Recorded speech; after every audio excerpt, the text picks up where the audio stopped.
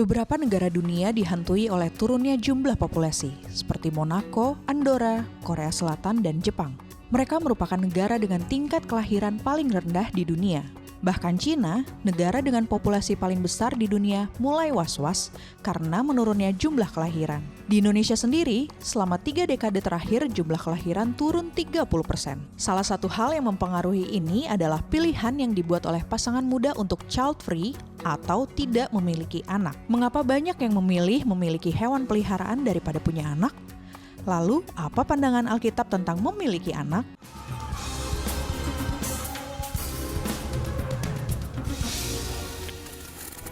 Apa itu gerakan child free?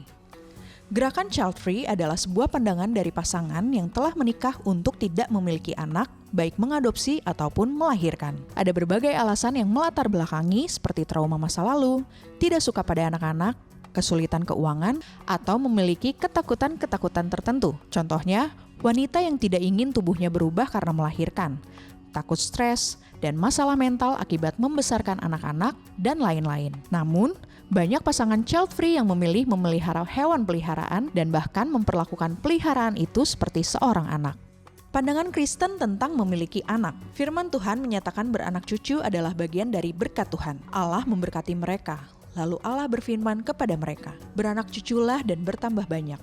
Penuhilah bumi dan taklukkanlah itu, berkuasalah atas ikan-ikan di laut dan burung-burung di udara dan atas segala binatang yang merayap di bumi."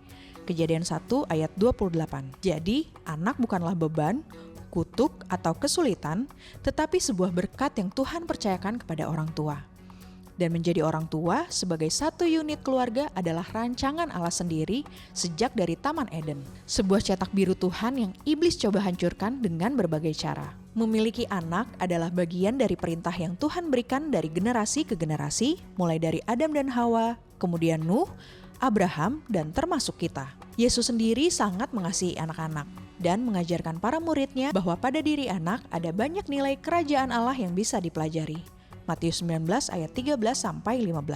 Bahkan Yesus memerintahkan agar anak-anak ini jangan sampai disesatkan, tapi harus dimuridkan untuk mengenal Tuhan sejak dini. Barang siapa menyesatkan salah satu dari anak-anak kecil yang percaya ini, lebih baik baginya jika sebuah batu kilangan diikatkan pada lehernya lalu ia dibuang ke dalam laut. Markus 9 ayat 42. Sukacita menjadi orang tua secara naluriah dan telah terbukti secara ilmiah bahwa manusia memiliki naluri alami untuk mencintai, mengasuh, dan membesarkan anak.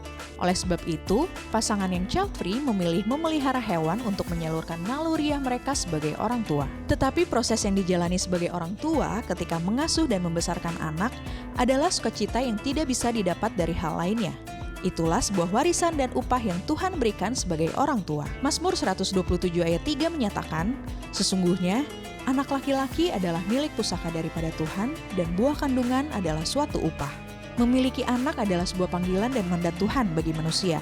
Walau ada yang secara biologis mengalami kemandulan, namun ada berbagai cara untuk memiliki anak, seperti melakukan adopsi, atau bahkan memiliki anak rohani dengan memuridkan generasi di bawahnya. Paus Fransiskus menyatakan bahwa child-free adalah sebuah pilihan egois. Masyarakat dengan generasi yang rakus, yang tidak ingin mengelilingi dirinya dengan anak-anak, yang menganggap mereka semua sebagai hal yang mengkhawatirkan, beban, dan resiko, itu adalah masyarakat yang tertekan. Pilihan untuk tidak memiliki anak adalah egois. Kehidupan menjadi segar dan mendapatkan energi ketika kita bertambah banyak. Ia diperkaya, bukan miskin. Pendeta John Piper mengungkapkan, dari sudut pandang firman Allah, semua kemungkinan penderitaan dan stres yang mungkin terjadi tidak menjadi alasan untuk tidak memiliki anak.